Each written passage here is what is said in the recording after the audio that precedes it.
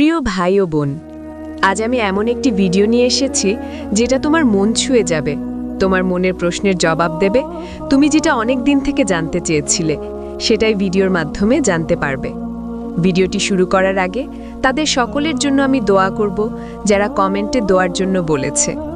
হে আল্লাহ, আপনি তো মহান, আপনি তো রহমান, আপনি তো আমাদের সকলের মনের খবরকে জানেন।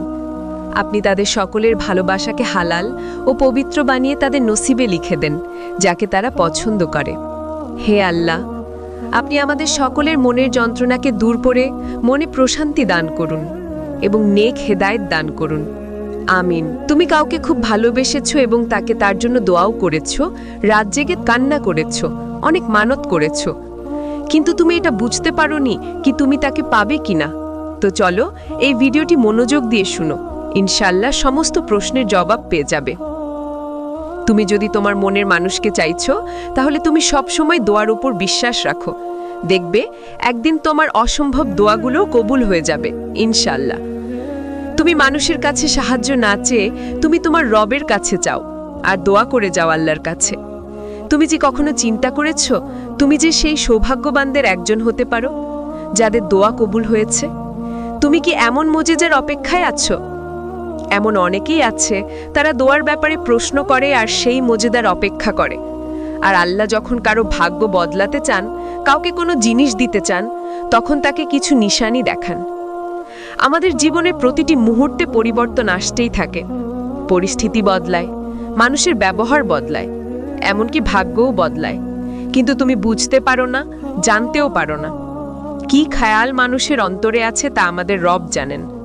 আর জেনে রাখো, যখন তোমার রব তোমাকে তোমার প্রিয় জিনিসটি দেবে, তখন একটি নিশানি প্রকাশ পাবে।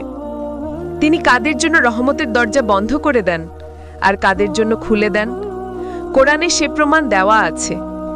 যখন বান্দা সবরের শেষ পর্যায়ে থাকে, তাও বান্দা নিজের মনকে বলতে থাকে যে আর একটু সবর করো, আল্লাহর উপর তাওয়াক্কুল করো, রবের উপর, আর বিশ্বাস রাখো আল্লাহর উপর।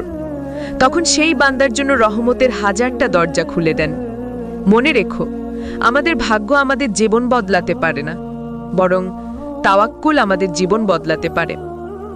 সফলতা পর্যন্ত যাওয়া হয়তো তোমার জন্য কঠিন, কিন্তু তুমি রাস্তায় চলতে চলতে তোমার সঠিক রাস্তা নজরে আসা শুরু হয়ে যায়। আল্লাহ কোরআনে বলেছেন, তোমার দোয়াগুলো বারবার চাওয়া আর রব নীরবে থাকা, এটা একটা পরীক্ষা তোমার ঈমানের। আর যখন আল্লাহ তাআলা তার নীরবতা ভাঙবেন, তখন তোমার সবরের মোজেজা ঘটাবেন। যদি দেখো আল্লাহ কোনো দোয়া তোমার অন্তরে এনেছেন আর সেটা পাওয়ার অস্থিরতা তোমাকে তাহাজ্জুদ পর্যন্ত এনেছে, তাহলে দেখে নিও তোমার দোয়াগুলো খুব তাড়াতাড়ি কবুল হতে চলেছে। তোমার দোয়া আর মোজেজা তুমি পেতে চলেছ, তুমি তোমার সবরের ফল পেতে চলেছ ইনশাআল্লাহ।